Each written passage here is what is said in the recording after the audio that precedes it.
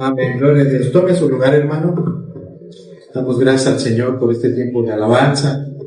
Gracias por la ofrenda. Gracias que pues, nos permite un día de vida y nos permite poder reunirnos y vernos, hermanos, con el propósito de adorarle, exaltarle, reconocer lo que Él es y lo que ha hecho por nosotros.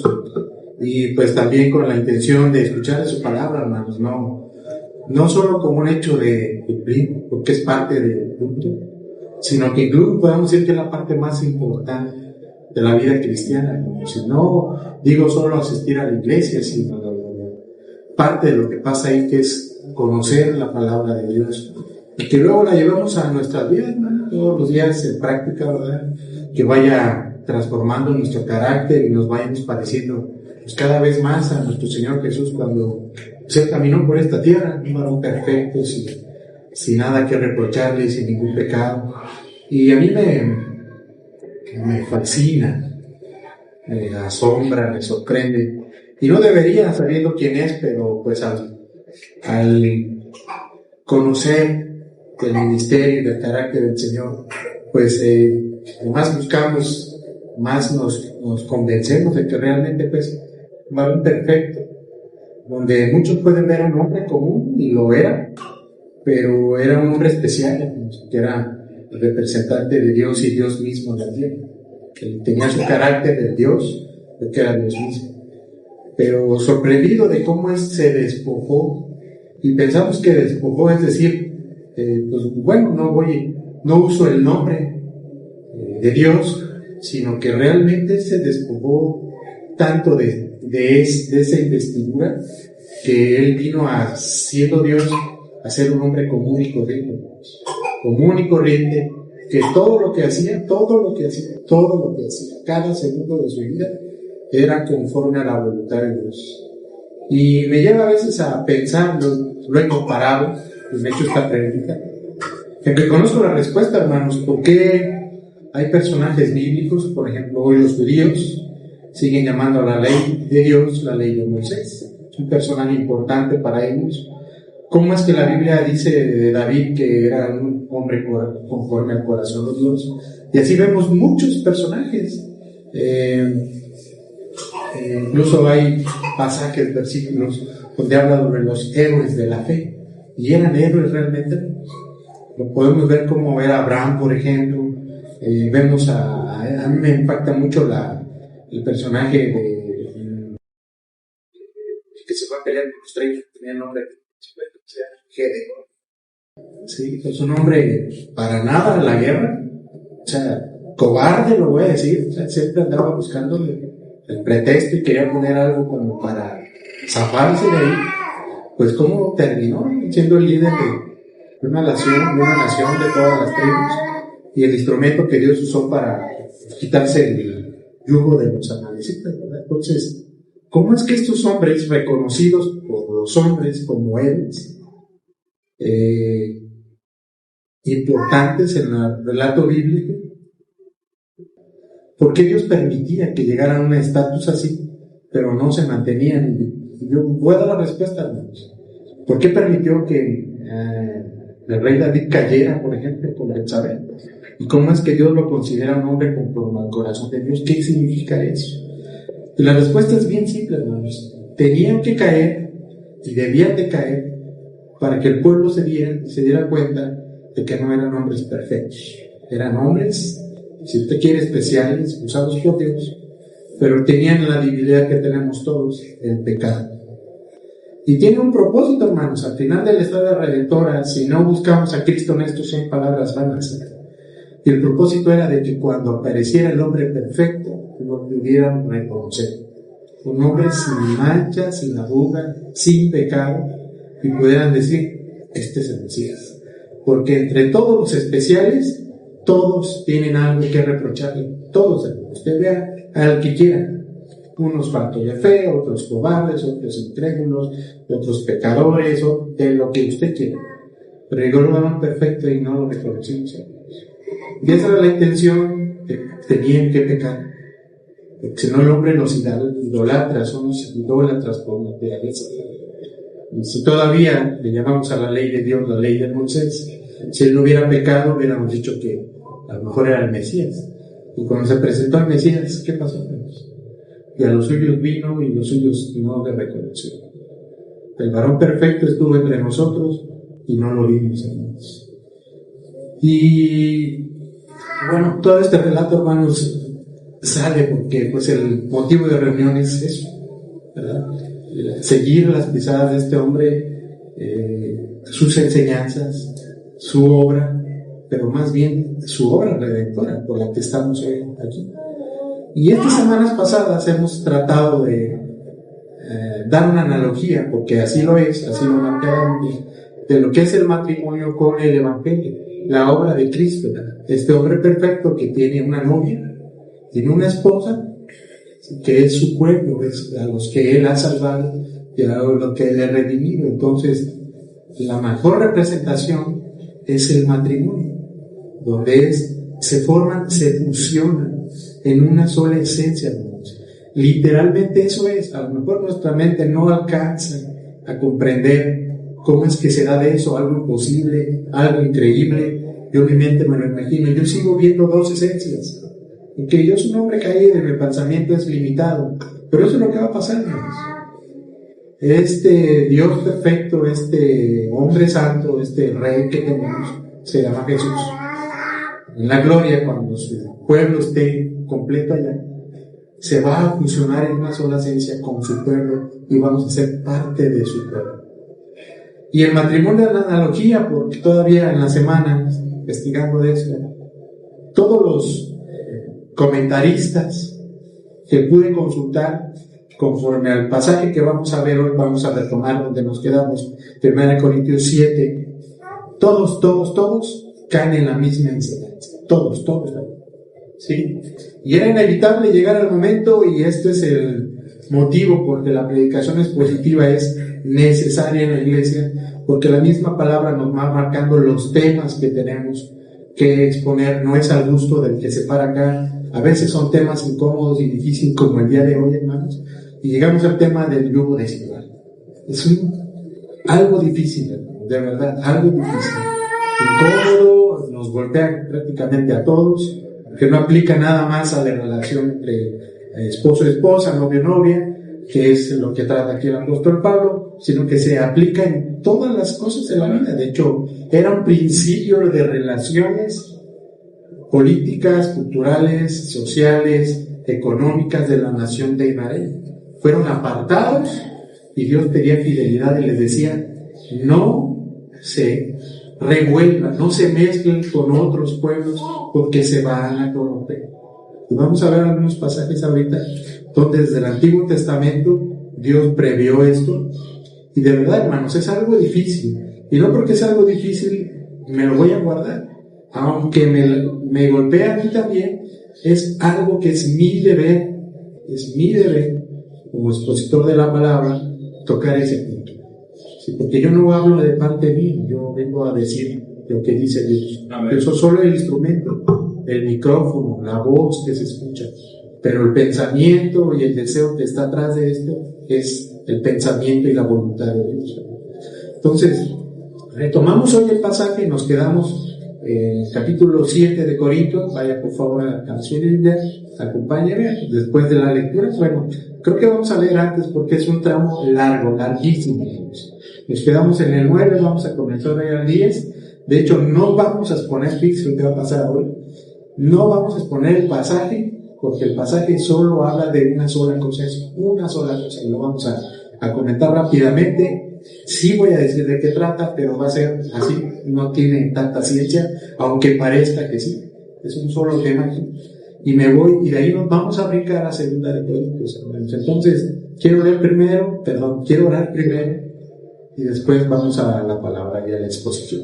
Vamos a orar, hermanos. Padre, esta mañana, Señor, te damos infinitas gracias nuevamente por la oportunidad de reunirnos como pueblo tuyo, Señor, y tener mente y oídos, Señor, vista también, Señor, para exponer y escuchar tu palabra, el mensaje que tienes para nosotros hoy. Señor, ábrenos el entendimiento, llena nuestro Santo Espíritu, Señor, que nos compensa, Señor, de lo que tenga que ser. Señor, úsame como instrumento, Señor. Yo soy un precaído, limitado, pecador, Señor. No veas mi pecado, Señor, solamente derrama de tu gracia, te pedimos de tu gracia en este momento, Señor, que sea solamente instrumento en tus manos. Habla tú, Señor. Gracias te damos en el nombre del Señor Jesús. Amén. Y como decía, hermanos, ya venía varias semanas anunciando el yugo desigual, que en realidad tampoco es un tema difícil de entender. Es algo sencillo, está bien explícito en la palabra, pero las implicaciones prácticas ahí es donde nos atoramos. A veces no es tan difícil de asimilarlo y a veces no lo aceptamos, como muchas cosas de la palabra, donde el Señor nos marca límites o nos marca ciertos lineamientos que son para nuestra protección, son para beneficio para nosotros, pero pues nuestra humanidad, hermanos, a veces quiere hacer lo que queramos, seguimos teniendo naturaleza caída y nos rebelamos y queremos hacer las cosas conforme nosotros creemos que son mejores, ¿sí? Cuando Dios conoce todas las cosas y todas las consecuencias. Voy a dar lectura, hermanos, el capítulo 7, versículo 10 en adelante, solamente tiene un propósito. Aquí hay mucha instrucción de Pablo, pero todo se resume en una sola instrucción, que es el versículo 35 y 36. El 35, hermanos, vamos a leerlo. Y esto digo para vuestro, 1 Corintios 7, versículo 35. Dice, y esto digo para vuestro propio beneficio, no para poneros restricción, sino para promover lo que es honesto y para asegurar vuestra constante devoción al Señor. Y la quiero leer también en la Nueva Traducción Viviente, porque aquí va a estar mucho más clara, mucho más explícita.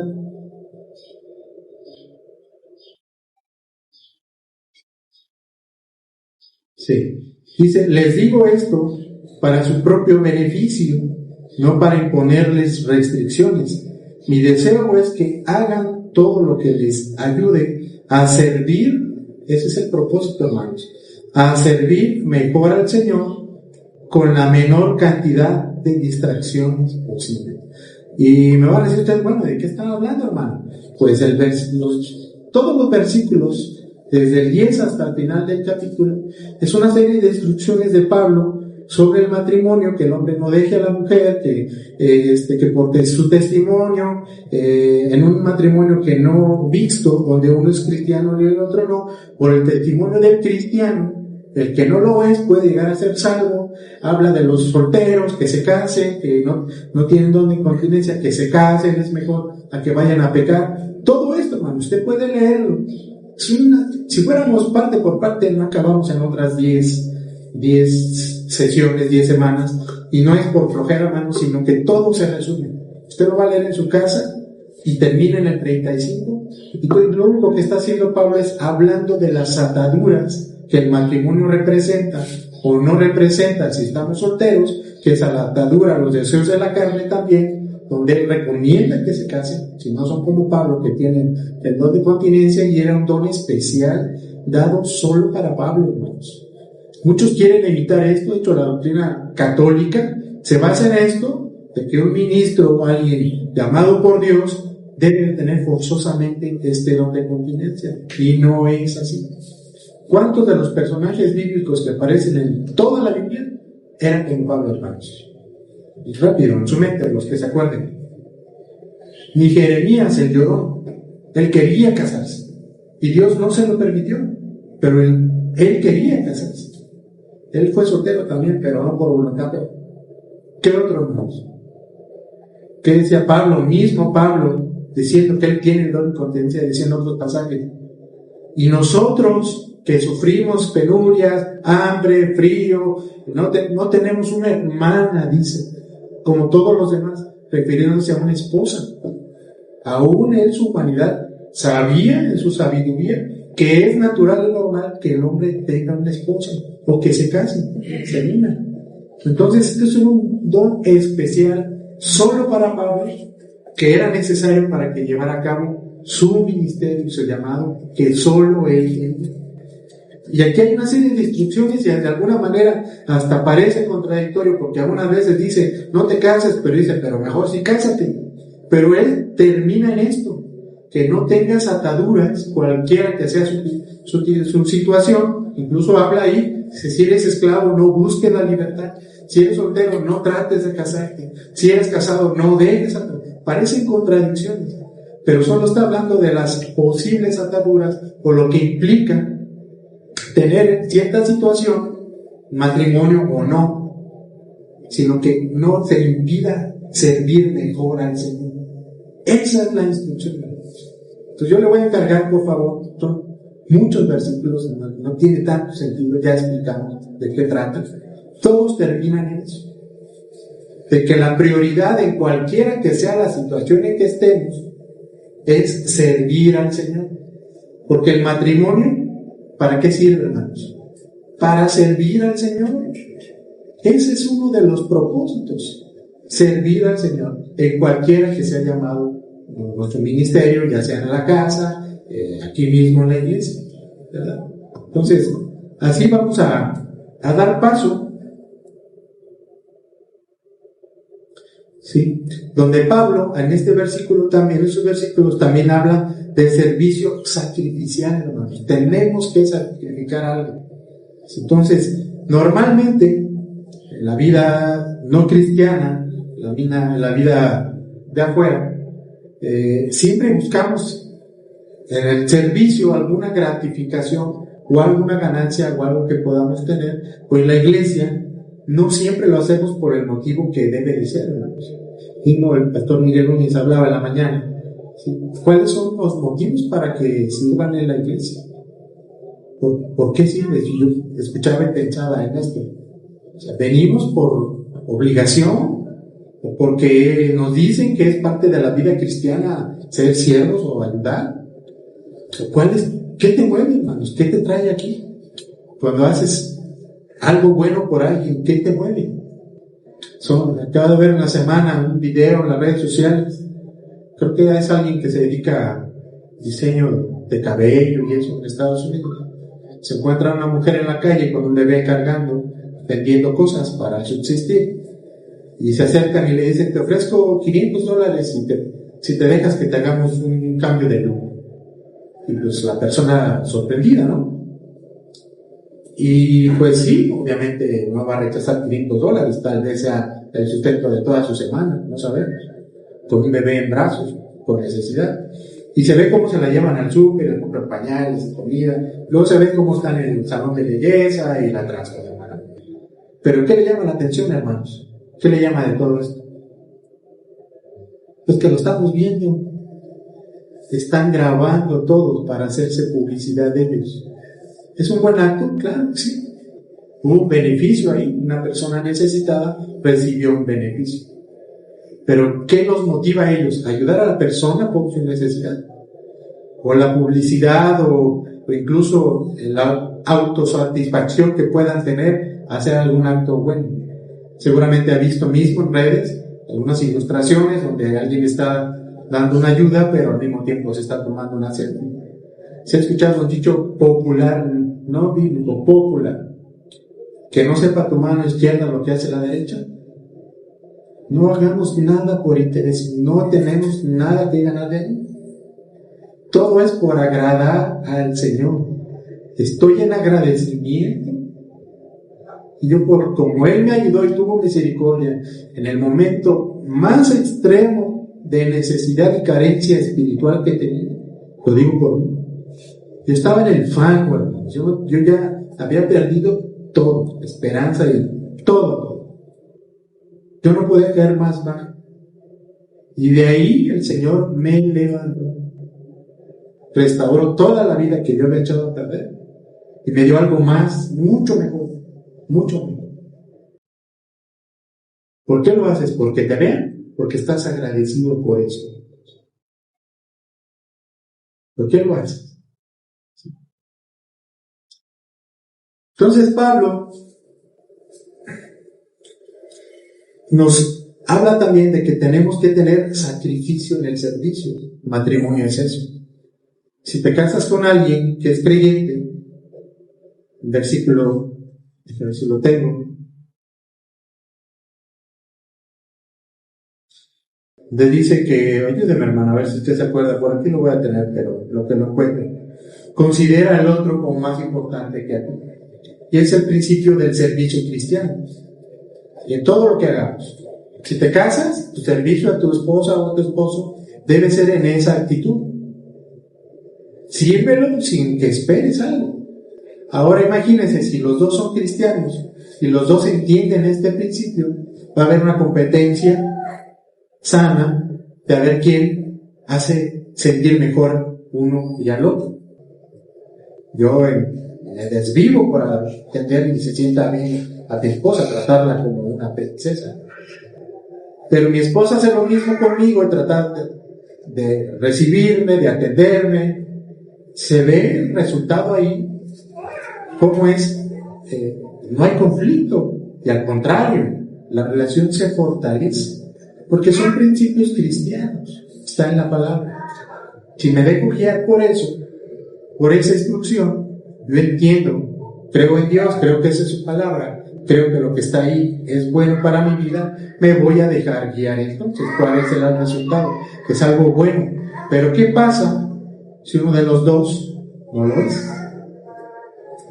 El cristiano, si entiende ese principio, él va a estar dirigido por esa motivación. Pero ¿qué pasa con la otra parte?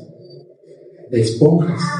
Va a recibir, va a recibir y va a recibir. ¿Y qué va a ofrecer?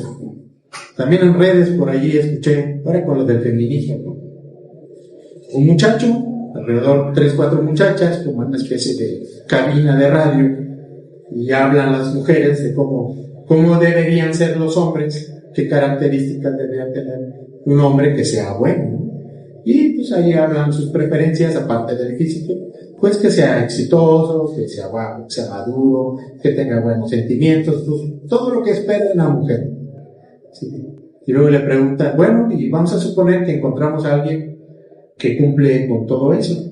¿Tú estarías dispuesto a salir con él? Sí. ¿Y tú qué estarías dispuesto a ofrecerle? ¿Qué él tendría contigo? La muchacha así como que se queda pensando. Luego le ponen ahí la estrellita de que está, dice, y no sabe qué contestar. Y luego, bueno, ¿tú qué ofreces?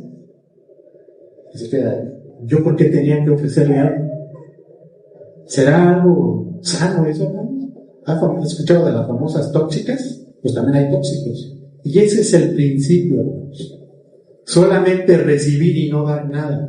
Cuando buscamos novio o novia, buscamos el que me dé más o el que me haga sentir mejor en los aspectos que usted quiere. Pero ¿cuántas veces se ha detenido a pensar si yo soy el mejor candidato para él? ¿Qué va a obtener conmigo? ¿Qué le ofrezco yo? Y esto es real porque antes de que conociera el camino del Señor, una compañera en el hospital en México, una doctora que es radióloga, alguna vez platicando, pues ella era divorciada, estaba muy dolida, yo nunca supe qué fue lo que pasó, pero una vez sí lloró y me dijo, es que así me hicieron asar, y yo lo celaba, y eso. ¿Cómo es que le vas a provocar celos al que es tu marido? ¿Para qué? Y luego, ¿por qué haces eso? Pues para que tuviera interés y se esforzara. Oye, ¿y tú qué le dabas a él? Pero se queda, es que hasta se sacan de onda porque nunca pensamos que nosotros tenemos que ser un producto bueno también. Y un cristiano no es así, hermanos. El mejor candidato, lo hablamos la semana pasada, ¿quién es? El que ama al Señor. Si ama al Señor, se va a dejar guiar por los principios bíblicos. Si es hombre, mujer piadosa. Si es uno es mujer, busca. Si es hombre, ¿qué busca? Va a buscar una mujer piadosa, que ame al Señor. Si es una mujer que está en el novio, se va a fijar que ame y sirva al Señor. ¿Habrá algo más atractivo? ¿Algo que le dé más tranquilidad a su vida para usted? Yo creo que es lo menos preocupante, por lo menos va a tener más seguridad, más posibilidad de que el matrimonio puede marchar bien. Todo puede pasar, hermanos. No estamos diciendo que al hacer eso sea exento de que no va a pasar. Lo hablamos la semana pasada. El matrimonio está diseñado para soportar las dificultades. Y no dice que el matrimonio que no es cristiano, dice el matrimonio. Quiere decir que usted es cristiano, le va a tocar. En algún día no va a estar de acuerdo, algo va a pasar, pero estás diseñado para soportar con los principios bíblicos. ¿Qué pasa si uno de ellos no lo es? Pues no va a aguantar la presión y va a tomar. Que es parte de las instrucciones que dice Pablo en estos pasajes, que no vamos a tocar. Bueno, lo que sí vamos a hacer es ir a 2 de Corintios. Acompáñame, por favor. 2 de Corintios 6, 14 al 18.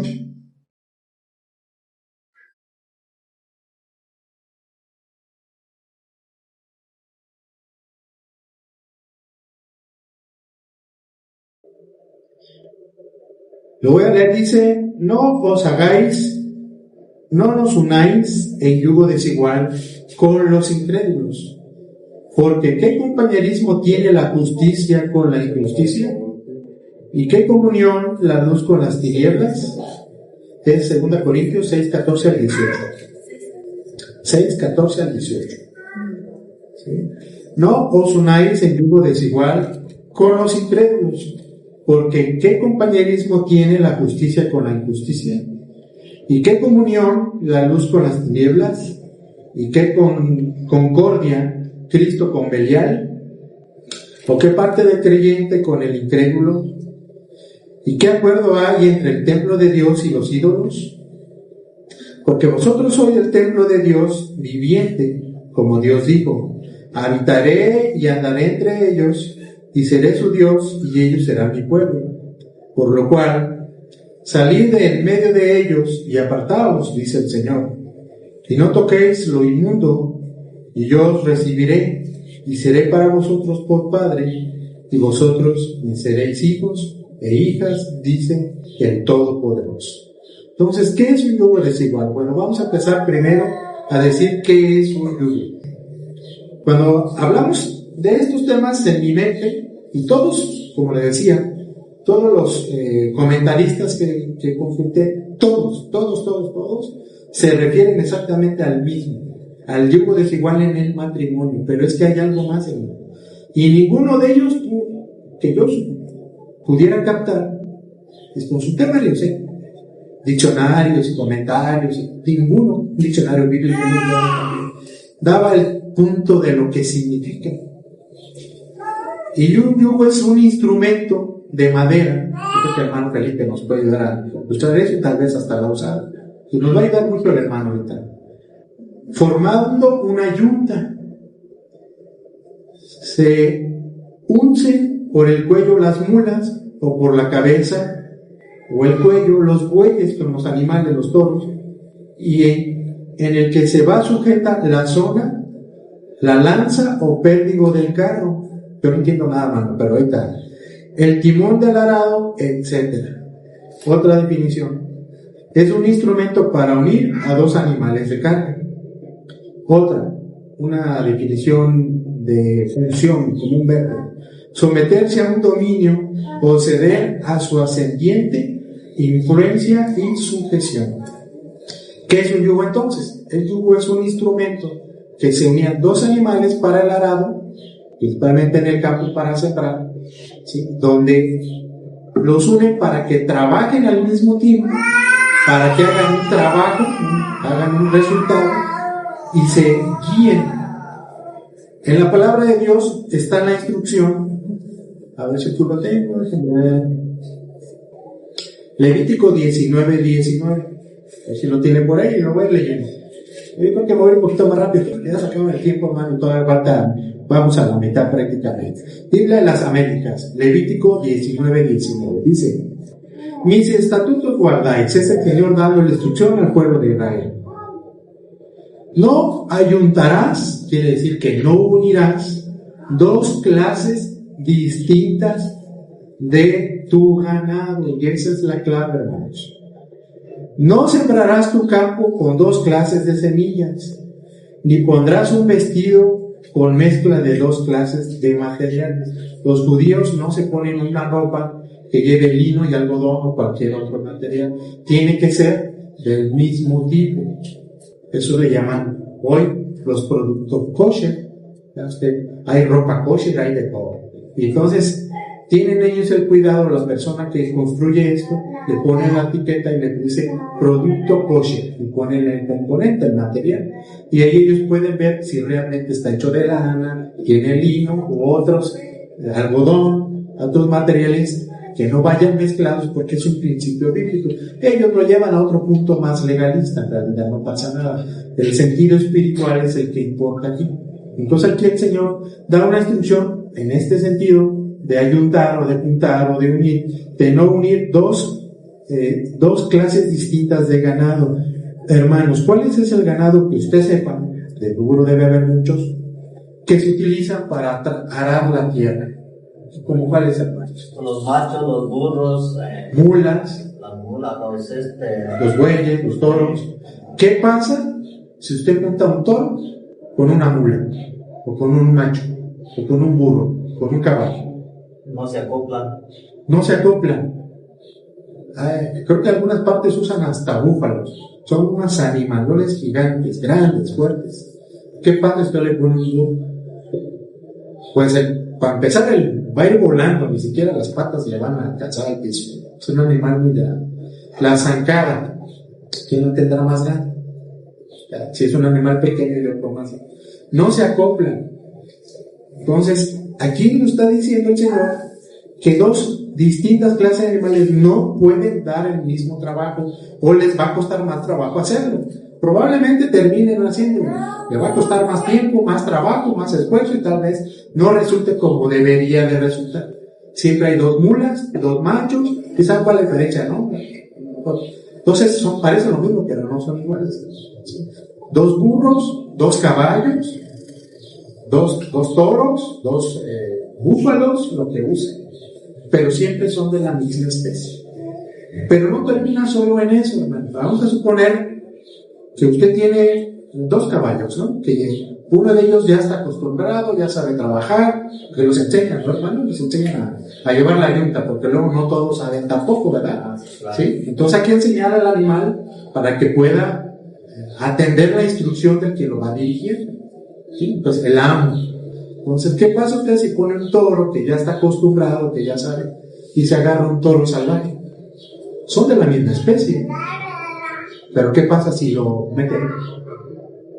¿Qué pasa? Aunque sean las de la misma clase, hermano, hay veces que aunque sepa trabajar, no trabaja el dueño con ellos, porque como uno camina más rápido y el otro más despacio, es cansado, porque ya uno tiene que llevar el arado. Lo va dirigiendo, ellos no caminan solos. El hermano le va marcando por dónde, y aparte el ritmo. Tiene que saber dónde pararse, tiene que saber cuándo avanzar. Está entrenado. Se dejan guiar por una misma instrucción. Si uno no sabe hacerlo, va a hacer lo que quiera, aunque sean de la misma especie. Ahora, ¿qué pasa si pone dos caballos? Hay caballos salvajes del campo, sí, en Estados Unidos hay. ¿Conocen los carros Mustang? Pues en ese carro tiene un caballito. Pues esa es una clase de caballo. Son los caballos Mustang, así se llama. Y esos viven silvestres en el campo, llevan los montes allá y andan manadas corriendo.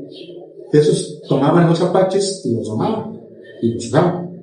Entonces, ¿qué pasa si usted agarra un caballo que ya sepa trabajar y usted le pone un caballo salvaje? ¿Qué pasará? Pues a puras patadas, hermano. Va a acabar con el otro caballo, va a acabar con la yunta y va a acabar con usted si se atraviesa. Eso significa que no solamente es unir dos cosas diferentes, sino que tenga la capacidad de dejarse dirigir y instruir por las mismas reglas. ¿Cuál es el principio bíblico de la unión de yugo desigual? Es, hermanos, que no se dejan guiar por el mismo principio y por las mismas enseñanzas. Ese es el principio bíblico. ¿Qué pasa si uno es cristiano con un no cristiano? ¿Será su Señor el mismo Señor? ¿Serán sus reglas o su conducta o su norma de conducta las mismas de uno para el otro? Pues vamos a ver las consecuencias rápidamente. Consecuencias de unirse en yugo desigual. Aquí hay una parte de Juan Manuel Valls y otras partes que yo anexé ahí. Vamos a ver lo que dice. Al haber un creyente con un no creyente, las consecuencias son: el no creyente no ama al Señor como se supone nosotros deberíamos amar. ¿Usted lo ama? Lo ama porque está agradecido porque Él lo salvó. Ese debe ser el principio del amor a Cristo y a Dios. Él me salvó. Él me salvó. Aquí mismo, yo lo vi muchas veces, hermano. Le platico rápido. Estaba en el hospital en la práctica médica. Era pasante. Pues ahí nos ponen a hacer de todo. Me tocó atender un parto de una muchacha primeriza de 19 años. Pues las que son mamás y que fueron primerizas, pues saben lo que es eso, inexpertas y todo. Pero pues parece que no aguantaba nada el dolor, eran unos gritos, ustedes, que por si el parto es doloroso, su panza, ¿no? Pero de verdad los gritos, y cada vez que gritaba se volteaba, y yo le tenía miedo. Yo tenía que acercarme, porque uno tiene que estar monitoreando cuánto tiempo le dura el dolor, cada tantos minutos. Eso se llama pansear, así le decían. Le tocamos la panza a la mamá, ahí viene el dolor, y le pongo la panza. Yo con un reloj le mido cuánto tiempo le dura, y cuánto tiempo pasa en que se acaba y empieza otro. Y nosotros sabemos determinar cuándo es cuando el bebé ya viene. Nos estamos preparando y la estamos preparando. No, hombre, hermano, una de esas tiró una manotada de aquí hasta acá, me abrió la Filipina, todo rasguñado de aquí. Yo no me enojé, no, yo ya no. Loca. Me fui. Estoy terminando de bien, la verdad es que sí. Pero ¿qué pasó el otro día? Pues ya va y me busca, cuando ya le iban a darle alta con su bebé, apenada con su familia, y me lleva un botecito con chocolates. ¿Qué pasó ahí? Estaba agradecida. Entonces, si usted está agradecido con el Señor, ¿qué va a hacer? Usted va a buscar la manera de agradarlo a Él. Y por eso es que lo debemos servir, y por eso es que venimos, y por eso es que somos cristianos. No lo que nos va a dar, sino lo que ya nos dio. ¿Por qué fue agradecida esta muchacha? Yo no iba ya a atenderla en adelante, el pediatra, yo no la volví a ver nunca más. Yo ya había hecho algo y estuve agradecida por eso, por lo que ya hice. ¿Sí? Entonces, porque la aguanté a los jaloneos, porque todo lo que está aquí. Estaba agradecido. Nosotros estamos agradecidos por lo que ya hizo el Señor, no por lo que va a hacer. Y entonces, usted ama al Señor por eso. ¿Qué pasa con alguien que no ha recibido ese beneficio, que no lo ha salvado? Él va a tener una expectativa diferente de Dios, como íbamos a la doctrina católica. Teníamos una necesidad, le íbamos a pedir el milagro al santo, y hasta que me lo cumpliera, o me iba caminando, cualquier manda que le decíamos, ¿no? Le prometíamos algo y hasta que lo cumpliera. Si me lo da, yo le doy. Si no me lo da, pues no ha hecho nada por mí, ¿verdad? Entonces, no es dar algo a cambio y no esperar a ver qué hace el Señor conmigo para que yo pueda servirlo, por ejemplo. Entonces, ¿qué pasa con alguien que no hace esto? Pues a Dios lo ve como un Santa Claus, nada más, como un genio de la lámpara, a ver qué le puede dar. Pero no es el principio, no se va a regir por el mismo sentido, dice. Tampoco va a respetar al Señor, no lo va a obedecer, no se deja guiar por el mismo Señor, no es su Señor, le va a dar la espalda, incluso a veces lo va a aborrecer y va a ser incluso su adversario. Aquí Juan Manuel dice unas palabras bien fuertes, hermano. Dice el punto 2: si tu cónyuge no es hijo de Dios, entonces ¿de quién será hijo? El que no cosecha conmigo, desparrama, dice el Señor. ¿De quién será hijo? Si no es hijo de Dios, ¿de quién es hijo? Dígalo, es hijo de Dios. Si tu cónyuge no es hijo de Dios, entonces es hijo del diablo. Es duro decir esto, pero es la realidad. No todos somos hijos de Dios. Si usted va y le pregunta a alguien que no es cristiano, usted le va a decir: todos somos hijos de Dios. Eso no es cierto. Todos somos criaturas de Dios, todos nos creó Dios. Pero ¿cuáles son los hijos de Dios?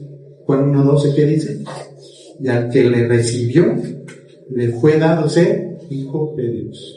Solamente el que le reconoce como Salvador, como Señor de su vida. Nada más. Entonces, si no es hijo de Dios, va a ser hijo del diablo. Y fíjese lo que dice Juan Manuel. Si tú tienes a un cónyuge como no creyente, como esposo, vas a dormir todos los días con un hijo del diablo, espiritualmente hablando. Y fíjese lo que dice aquí: tu suegro espiritual se llama Satanás. ¿Quién es tu padre, hermano? Si eres salvo. ¿De quién será el padre? Los que no lo son. Tu suegro será, o tu suegro se llama Satanás. Así dice Juan Manuel, hasta lo puse así. Duro el hermano. Si algo tiene él es que él no tiene pelo en la... ¿Quiere escuchar una predicación, una expresión que le llegue y lo haga reflexionar? Busque a Juan Manuel. Le va a dar hasta por debajo de la lengua. A mí me da cada rato. ¿Sí? Punto 3. Si a ti que eres hijo de Dios te gobierna o te dirige, como en la yuta, los dirige el amo, el Espíritu Santo, ¿bajo qué gobierno o dirección estará el que no lo es creyente? ¿O cuáles principios se rigen los de acuerdo? ¿Por los principios que marca la Biblia? Pueden ser hasta moralistas si quieren, pero tienen otra intención en el corazón. Punto 4. ¿Qué educación y valores le vas a dar a tus hijos? ¿Se acuerda la semana pasada que les platiqué de mi amigo, allá de Moroleón, es arquitecto? Conocido, fue candidato a presidente municipal de Moroleón hace unos años. Si le digo su nombre, lo van a conocer. Él es mi amigo, estuvimos juntos en la universidad. Su papá, testigo de Jehová, y su mamá católica. Y él era ateo.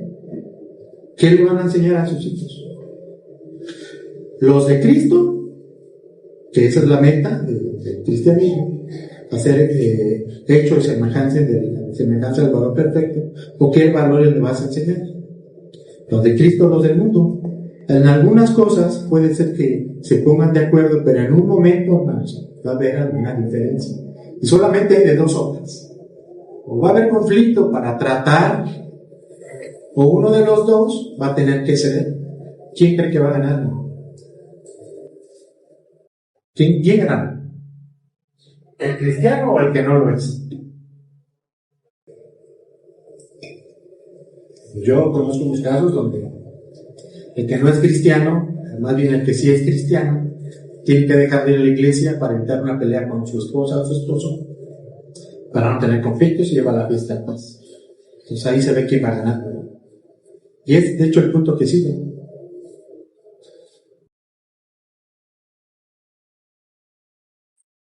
Uno de los dos va a tener que ceder, y es para ese lado que se va a inclinar la balanza. Para el lado del que empuje más fuerte o el que jale más fuerte, o para el lado que afloje la cuerda. ¿Qué vas a hacer cuando ya vayan a comer juntos? Los cristianos oramos. Sí, de hecho, mi esposa ha hecho unas largas oraciones cuando estamos afuera. Le decimos, gracias, Señor, por los alimentos. Pide por todos. Y hay gente escuchando. ¿Qué va a hacer al momento de la comida? ¿Va a orar o no va a orar? Su hijo, si usted quiere que su hijo ore, tiene que verlo usted. No solamente le tiene que decir, tiene que verlo. Que ore. ¿Sí? Tiene que verlo que ore. ¿Quiere que su hijo ore en la noche? ¿Quiere que lea la Biblia? Tiene que verlo. No es suficiente con que le diga que tenemos que leer la Biblia. Si no lo ve, no lo va a hacer. Entonces, ¿qué van a hacer a la hora de la comida? Puede ser que en un tiempo, al principio, cuando estén el enamoramiento, pues haya cierta flexibilidad y tolerancia, pero eso ya se va a poder. El amor no es lo mismo que el enamoramiento. No es el tema de hoy, ojalá un día lo podamos ver. Punto 5. Si te unes a un no creyente, tendrás que acostumbrarte a una vida espiritual solitaria. A escuchar alabanza solo, a orar solo, a leer la Biblia solo, a leer a la iglesia los domingos solo. ¿Qué va a pasar cuando un domingo tu familia quiera salir a pasar? ¿Qué vas a hacer? Normalmente los humanos, costumbre que trabajamos de lunes a viernes o de lunes a sábado, el día de descanso es el sábado, lo hacemos para la convivencia familiar. De hecho, es un motivo por el que nosotros no tenemos 2 cultos al día hoy. Lo quedamos desde el principio, que también es cristiano atender a la familia. ¿Sí? Atender a la familia era visitar a nuestra familia, convivencia con nuestra familia, ir a pasear a Yuriria, ir a una senaduría, lo que usted quiera. Eso es cristiano, hermano, es bueno. Si tuviéramos 2 cultos en la tarde, imagínense. Con nuestros hermanos, por ejemplo, que trabajan el domingo en la tarde, y quisiéramos un culto, estaríamos de legalistas, ¿no? Pero los hermanos no vienen. No es sano, hermanos. Pues, ¿qué va a pasar el día que quieras ir a pasear? O sea, no estoy diciendo que no puedes ir, ¿sí? O sea, no pasa nada. Un día, pues, puedes, hay necesidades, y también, yo le dije no mes al hermano Toño, porque él nunca sabe pasear, pero, hermano Toño, váyase de vacaciones. Es necesario el descanso, sí, de verdad.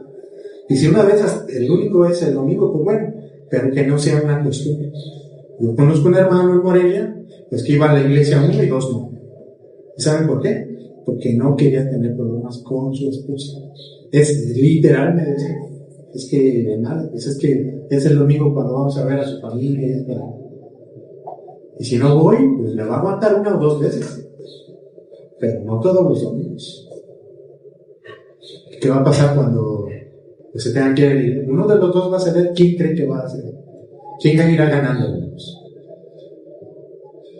O por ejemplo, aquí vas el domingo, vas a tener que dejar de asistir a la iglesia, vas a tener que enfrentar consecuencias de no ir a pasear, una de las dos. O sea, no vas a pasear o no vas a la iglesia. ¿Sí? Una de las dos. ¿Cuánto tiempo vamos a resistir así? Para no tener problemas. 6. Si tu cónyuge no respetará la palabra de Dios y sus valores serán los valores de este mundo. Por ejemplo, la integridad, hermanos. Dicen los 10 mandamientos, no mentirás. A los de afuera les importará eso. ¿Qué ha escuchado? Estaba viendo la película de Forrest Gump. ¿La ha visto alguna vez? La repente está bonita. Habla ahí de una mentirilla blanca. Una mentirilla blanca no le hace daño. Dios nos dirá mentirillas blancas a nosotros. Dios es santo y perfecto. Dice Miguel Núñez, si Dios no miente, yo no miento. Aunque no sea una mentirilla blanca, apenas no le va a importar. ¿Cómo van a lidiar con esa falta de integridad, de carácter? Tendrás que acostumbrarte a sacrificar cosas que son importantes para ti, que son prioridad para ti y que para tu pareja no lo son. 7. Problemas con la economía familiar. ¿Ha pensado en eso? Nosotros ofrendamos aquí porque amamos al Señor. Lo que Dios disponga en su corazón. La pareja al principio están enamorados. Está bien, no pasa nada. Pero mi mamá una vez me dijo, oye, ¿por qué le llevas el dinero a Nachito? Así me dijo, hermano. Ellos no entienden eso. Ellos no entienden. Y si una vez llega a haber carencia o necesidad en la iglesia, o digo en la familia, si tuviéramos una iglesia legalista, tendría que hacerlo de todas maneras, como pasaba ya. Y habiendo necesidad en la iglesia, digo en la casa, ¿qué va a decir su esposo o su esposa?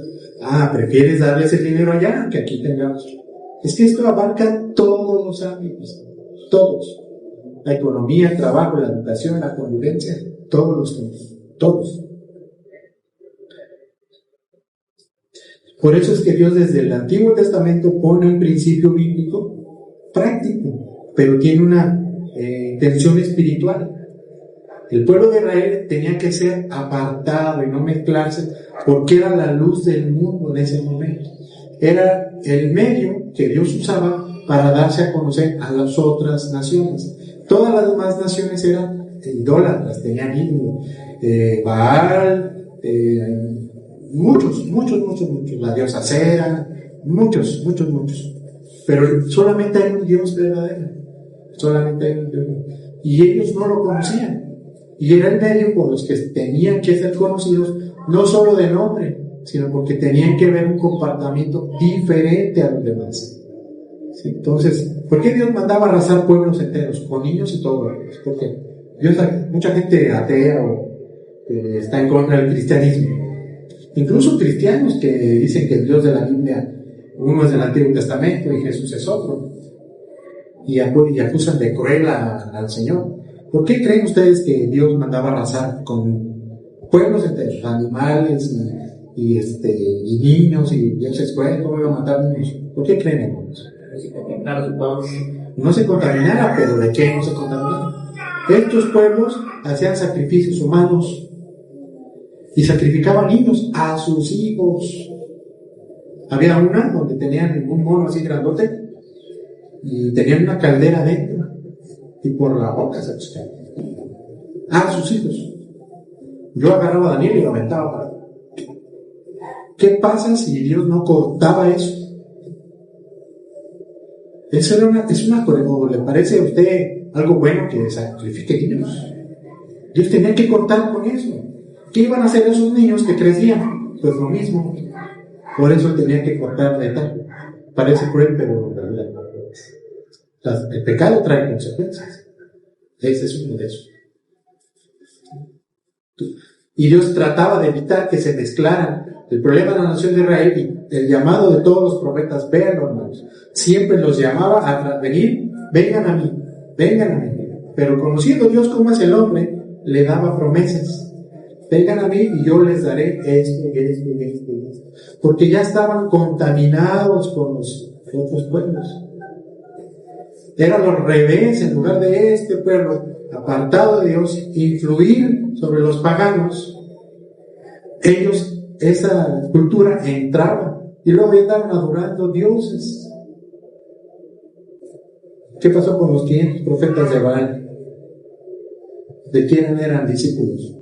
¿Del rey qué? ¿Quién era la reina que persiguió al profeta?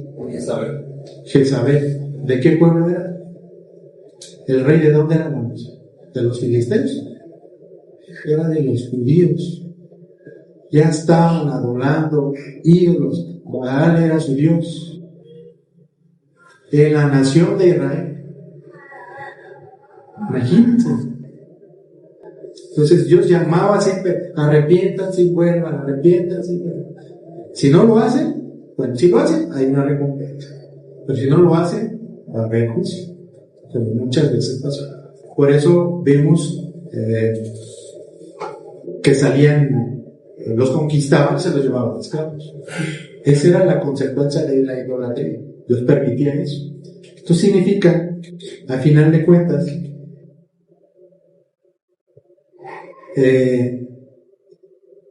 que no son guiados por los mismos principios, no es el mismo Señor. Y vean lo que escribió una persona, se llama Manuel Sanz Serraga, se llama, es español. Él no es cristiano, que trae unas cosas ahí medio revueltas, pero a final de cuentas da una conclusión y es importante. Por eso es que nos debemos llenar de la palabra por lo que le voy a decir ahora. Dice, el pensamiento condiciona la acción. Lo que usted piensa, eso es lo que hace. La acción determina el comportamiento. Lo que usted hace es como usted es un comportamiento. El comportamiento repetido crea hábitos. Los hábitos estructuran el carácter. Los hábitos que usted tenga, si es ordenado, usted tiene el carácter ordenado. Si es desordenado, ese es su carácter, lo que lo identifica. La manera de pensar también y la manera de ser, los hábitos. Y el actuar del individuo y el carácter marca el destino. Alguien que tenga todo el pensamiento cristiano, que tenga comportamiento cristiano, que tenga hábitos cristianos, que tenga carácter cristiano, manera de ser pensando cristiano, y que actúe como cristiano, ¿cuál será su destino? ¿Sí? ¿Se entiende, no? Ahora póngalo al revés. Alguien que no tenga un pensamiento cristiano o del mundo, que tenga acciones no cristianas que determinen su comportamiento, que estos comportamientos le hagan hábitos no cristianos, mentir, robar, lo que usted se imagine, que tenga un carácter no cristiano, que por lo tanto no tenga un pensamiento cristiano y no se comporte como un cristiano, ¿cuál será su destino? Entonces Dios nos llama a empaparnos de esto, porque el pensamiento va a moldear, la palabra va a moldear mi pensamiento, mi conducta, mi carácter, mi forma de ser y mi destino. Entonces, incluso podemos hablar, llevarlo a un punto más extremo, si quiere llamarlo, de cristianos maduros e inmaduros. ¿También? No jalan parejo. Entonces, por eso es importante someternos a la palabra. Y entendemos que hay diferentes niveles de crecimiento, pero debe haber esfuerzo por querer más. Un cristiano lo va a entender y lo va a hacer, pero ¿qué pasa con alguien que? ¿Sí? Entonces, con esto no digo, hermanos, se está escuchando muy legalista, yo sé, de verdad que es claro, yo sé. Pero con esto no estoy diciendo que Dios no hace obras extraordinarias en personas que no lo son, lo sabemos. Hay ejemplos. ¿Has escuchado a Ruth? ¿Sabes quién era Ruth? ¿Ella qué era? Era moabita. Era de otro pueblo, de un pueblo pagano, donde adoraban a Moab. Era un dios pagano. ¿Qué pasó con esa historia? Esta película es muy bonita. En el libro de Ruth, ¿no? Entonces, era una persona que se casó con unos inmigrantes porque habían salido de Israel, porque había sequía y hambruna, fueron a buscar otro lugar, llegaron ahí, se buscaron los hijos, esposas que no lo son, pero ¿qué pasó con esta mujer?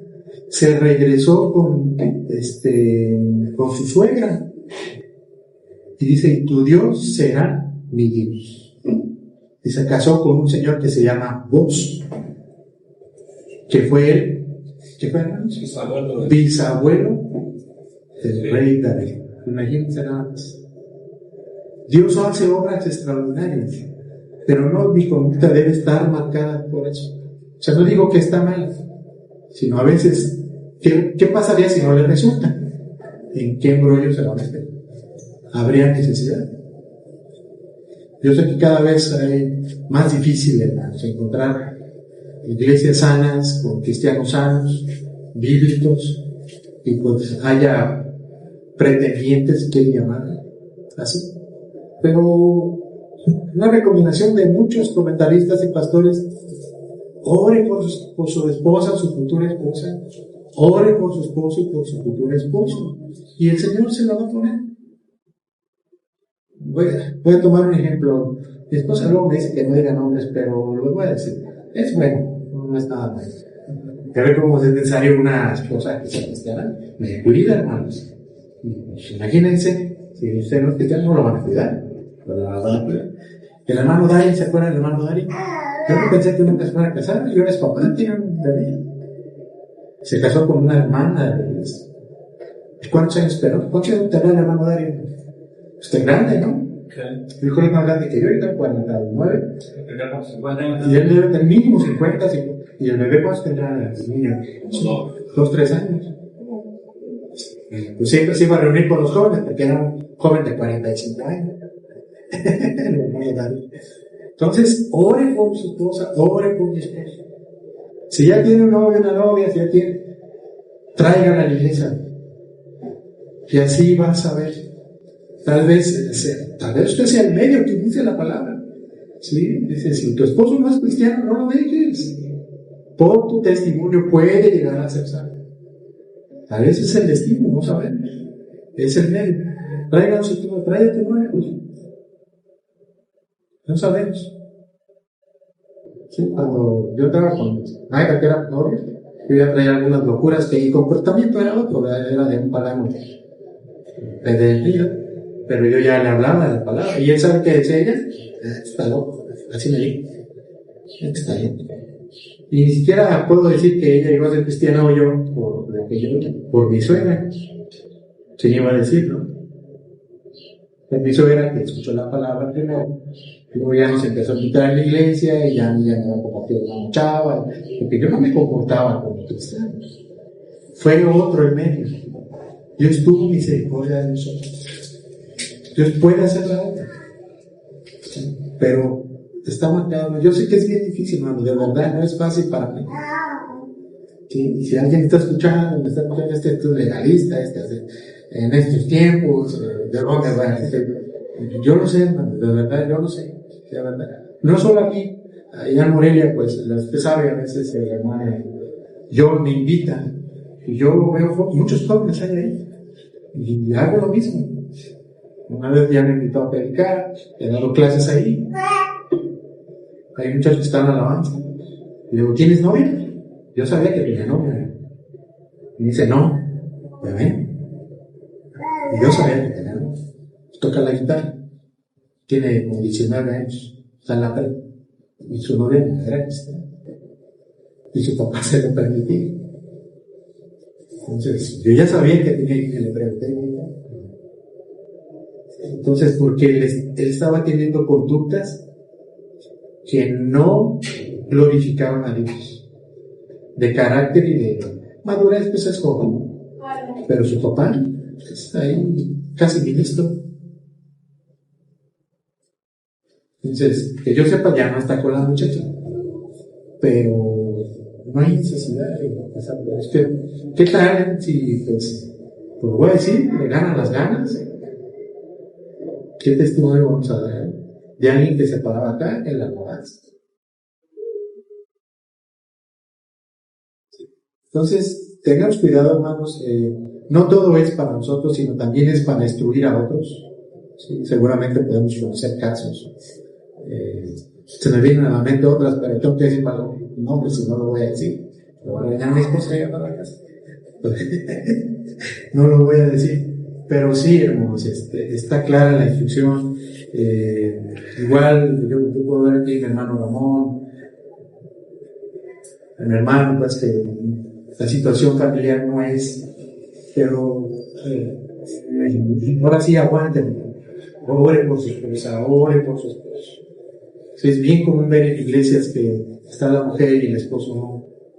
Es el caso, es el mismo caso. Ore, usted no sabe. Y resista lo que se pueda hasta donde sea digno. Hablamos la semana pasada conforme al Señor. Entonces el Señor da una dignidad a la persona como persona y una dignidad cristiana. También de eso tenemos que dar ejemplo. Si hay maltrato, si hay eso, no tiene por qué aguantarlo. Incluso yo lo dije la semana pasada, que para mí eso es una justificación para divorciarse, aunque no haya infidelidad. Que hay maltrato, no tiene por qué aguantar. Precisamente la va a ver, ya la hay. Ya la hay, exacto. No están cumpliendo el pacto. Entonces, tiene muchas implicaciones, tiene muchas aplicaciones. Yo sé que es un tema incómodo, muchos nos podemos sentir aludidos. Esto a mí también. Mi esposa es cristiana, yo soy cristiano, pero si yo no me estoy esforzando a que me forme, yo estoy comportándome como un incrédulo, no creyente. Hay un yugo desigual ahí dentro del matrimonio y eso va a resultar en problemas. Si yo descuido mi vida espiritual, voy a descuidar mi conducta con mi esposa y mi familia, va a haber problemas, hay consecuencias. Lo mismo pasa del otro lado. Y ahí hay un yugo desigual, porque son de la misma especie, pero uno está entrenado y el otro no van a dar el mismo resultado. Entonces hay que esforzarse, parejo, y el crecimiento lo dará el Señor. Ven cómo hay una aplicación incluso dentro del cristianismo. Entonces, hay consecuencias y ya hay pecado y el pecado trae consecuencias. Disciplina, juicio depende de eso. Entonces, no sé si quieran que terminamos aquí.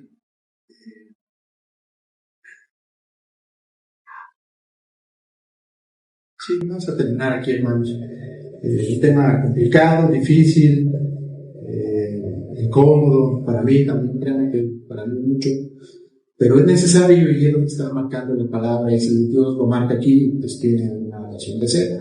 Como hablamos, la carta de los Corintios 100% práctica y actual, y pues esto es algo que no era de época, sino es de la conducta humana, del carácter humano, todo el tiempo, y en todos lugares, eso es universal. Si usted va a China, si usted lo va a comprar en todas partes. Entonces, el llamado es ser diligentes con eso, cuidadosos, esforzarnos, hermanos, si ya estamos casados, esfuércese, hermano, de verdad, esfuércese, haga su parte, cuide su vida espiritual, es lo principal, ore por su familia, por su esposo, por su esposa, por sus hijos, y deberes orar por Daniel, él no es cristiano, y orar por esto. Es un yugo desigual. Imagínense que él llega adolescente a grande. Pues él no se va a someter a las reglas de la casa cristiana, que no lo es. Entonces, ahí aplica también. Entonces, es importante para nosotros, incluso que tengo un niño chiquito, entender esta parte. Yo no puedo obligarlo a obedezca dirección cristiana si no lo es, aún dentro de la casa, entre hijos. Tiene una aplicación amplia. Oremos unos por otros, oremos por la iglesia, oremos por nuestra familia, nuestro esposo, nuestra esposa. Que Dios nos ayude, hermanos. Si el mundo misericordia, nos dé sabiduría, nos dé entendimiento y nos dejemos guiar. Si tenemos el Espíritu Santo, va a haber guía del Espíritu Santo. Vamos a orar. Padre, esta mañana, Señor, ya tarde, te damos muchas gracias, Señor, por el tiempo de exposición. Tema difícil, fuerte, Señor, pero es tu instrucción bíblica. Ayúdanos a asimilarla, a someternos, Señor, a dejarnos guiar por tu instrucción, Señor, y ya sea a nivel familiar, con los hijos, Señor, en cualquier instancia, Señor, incluso relacionarnos con los negocios, en el trabajo, Señor. Que tengamos siempre en cuenta este principio, Señor, que has dejado desde la nación de Israel, Señor, donde nosotros somos el faro, somos la luz, Señor, que ilumina en las tinieblas, Padre. Gracias te damos, Padre, por la palabra, gracias por mis hermanos, por el tiempo, en el nombre del Señor Jesús. Amén.